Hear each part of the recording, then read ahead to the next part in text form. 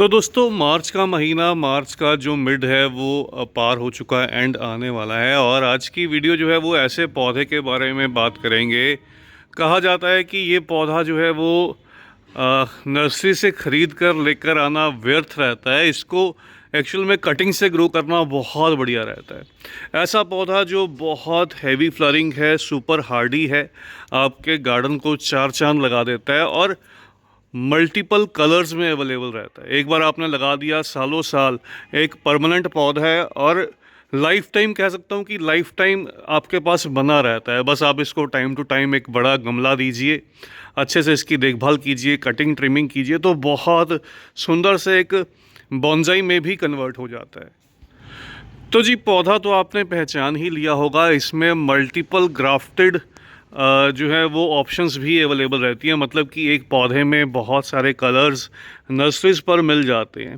तो जी मैं बात कर रहा हूँ बोगनविलिया के बारे में। बोगनविलिया एक सुपर हार्डी प्लांट है। ये देखिएगा मेरे पास बोगनविलिया के बहुत सारे कलर्स, बहुत सी वैरायटीज़ हैं जो मुझे लगाना बहुत पसंद है। इनमें से काफ़ी सारे पौधे तो खैर मैंने खुद से कटिंग से ही ग्रो किए थे। कुछ कलर्स जो कटिंग में अवेलेबल नहीं थे वो मैं नर्सरी से भी लेकर आया था। और ख़ास तौर पर इस पौधे की बात करूँ, इसकी तो एक मैंने 3-4 साल पहले एक आपके साथ वीडियो शेयर भी की थी। ये लास्ट ईयर एक बॉन्जाई पॉट में था। इस साल इसको मैंने एक बड़ा गमला दिया, अभी ये एक बड़े पौधे में डेवलप होने लगा। इसको 3-3.5-4 साल पहले, कुछ मैंने टाइम भी शायद मुझे याद नहीं है प्रॉपर, हो सकता है 5 साल भी हो गए हों, मैंने एक वीडियो शेयर की थी। इसको कटिंग से ग्रो किया था। अभी प्लांट जो है वो बहुत मैच्योर हो चुका है। इसके लिए जो बॉन्जाई पॉट है वो छोटा रहने लगा था, बड़े बॉन्जाई पॉट की रिक्वायरमेंट थी। तो एक मैच्योर या बड़ा जब प्लांट हो जाता है उसको छोटे पॉट में स्पेस नहीं मिल पाता अच्छी ग्रोथ के लिए। तो इसको इस वजह से मेरे पास बड़ा कोई बॉन्जाई पॉट अवेलेबल नहीं था। मैंने इसको एक बड़े से गमले में जो है वो शिफ्ट कर दिया, या फिर कह लीजिए एक नॉर्मल 12 इंच का गमला भी कहना सही से रहेगा। ये 12 इंच का एक मिट्टी का गमला है, टेराकोटा पॉट है। इसमें मैंने इस पौधे को जो है वो शिफ्ट कर दिया था।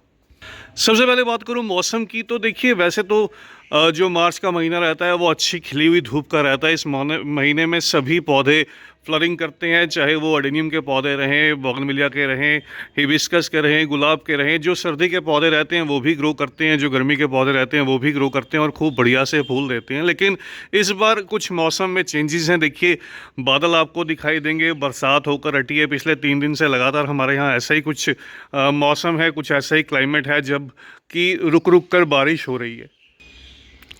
तो बात करें बोगनविलिया की केयर को लेकर, दोस्तों इस प्लांट को फुल सनलाइट पसंद रहती है। ऐसी जगह पर प्लेस करना जहाँ पर पूरे दिन की कड़कती धूप मिले। अगर हो सके तो आप इसको 8 से 10-12 घंटे की जहाँ पर धूप लगे वहाँ पर प्लेस कीजिए। गर्मियों में तो अक्सर सुबह 6 बजे सूरज निकल आता है, तो चढ़ते सूरज की तरफ इसको प्लेस कीजिए। शाम को 7-7 बजे तक धूप रहती है, तो 10-10, 12-12 घंटे की सनलाइट मिलना पॉसिबल रहता है। दूसरी चीज़ है, इन पौधों को रूट बाउंड होकर चलना पसंद रहता है। बहुत जल्दबाजी मत कीजिएगा इन पौधों के गमले बड़े करने में। कई बार आप दोस्तों के बहुत से कमेंट्स आते हैं कि हमारे पौधे में फूल नहीं आ रहे। उसका सबसे बड़ा रीज़न रहता है कि आप बहुत ज़्यादा बड़ा गमला जब पौधे को दे देते हैं तो पौधा अपनी रूट पर फोकस करता है। वो रूट्स को बड़ा करने में, अपनी ग्रोथ में जो है वो एनर्जी लगा देता है। उससे क्या होता है कि इन पौधों को ज़्यादा पानी नहीं चाहिए होता। जब आप बहुत बड़ा गमला देते हैं तो मॉइस्चर ज़्यादा होल्ड करता है। अक्सर आप इन गमलों पौधों को रोड साइड देखते हैं, तो रोड साइड क्या रहता है कि पानी बहुत कम मिलता है। जब बारिश होती है तब पौधों को पानी मिलता है। उससे क्या होता है कि ये ड्राई रहते हैं बिल्कुल। उस कंडीशन में अपने सर्वाइवल के लिए ये खूब सारे जो फ्लावर्स हैं वो प्रोड्यूस करते हैं। बहुत सारे जो इनके अंदर सीड्स कह लीजिए वो भी बनते हैं। अभी देखिए इसके अंदर इस तरह से जो है वो फ्लावर्स डेवलप होते हैं। ये इसके फ्लावर्स रहते हैं अंदर की तरफ। यहाँ पर इनके बीज भी बनते हैं।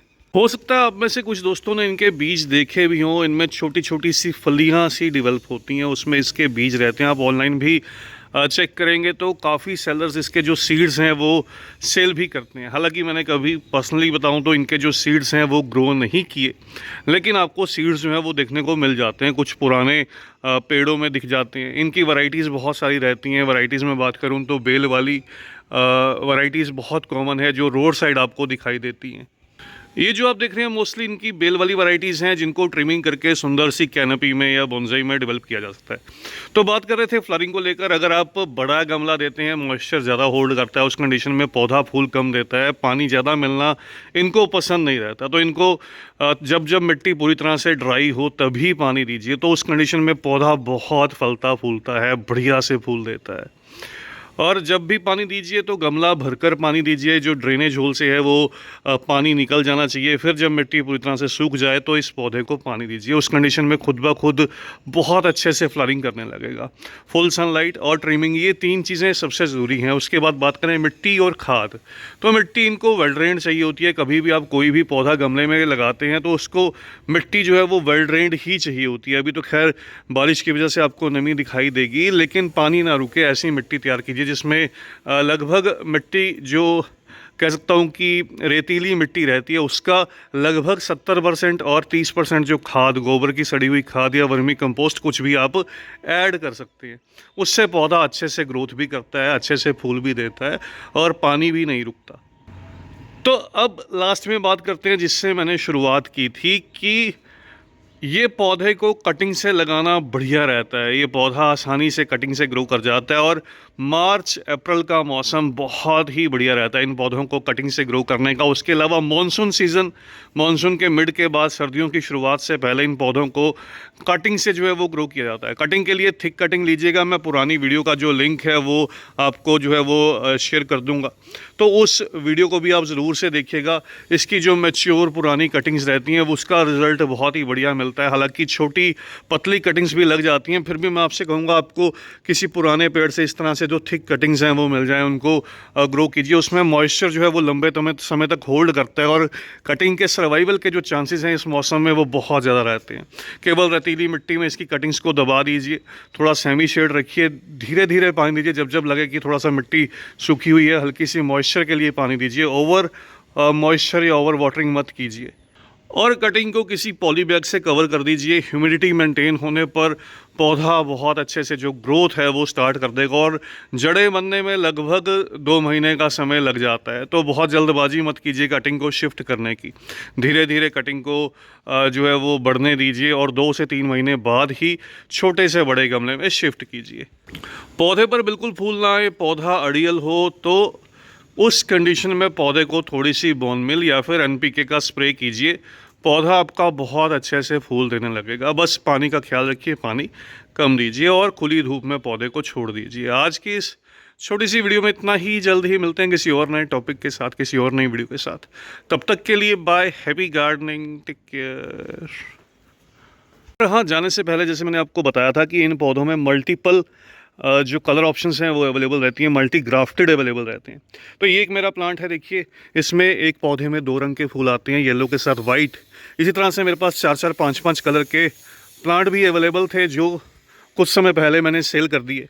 आपके एरिया में, आपके घर के आसपास की नर्सरीज में मिल जाएँ तो ज़रूर से ग्रो कीजिएगा। ये देखिए, ये इसकी आजकल हाइब्रिड वैरायटीज़ भी चल रही हैं। तो बस छोटी सी वीडियो में इतना ही। और अगर आपको अडेनियम के पौधे चाहिए हो, देखिए परफेक्ट टाइम है अडेनियम्स की फ्लरिंग के लिए। अभी जो अरेबिकम में या दूसरे ग्राफ्टेड पौधों में फ्लरिंग जो है वो स्टार्ट हो चुकी है। तो अभी आप इन पौधों को अपने गार्डन में जगह दीजिए। मुझे स्क्रीन पर दिए गए नंबर पर व्हाट्सअप मैसेज कीजिए, आपके साथ जो कैटलॉग है वो शेयर कर दूँगा।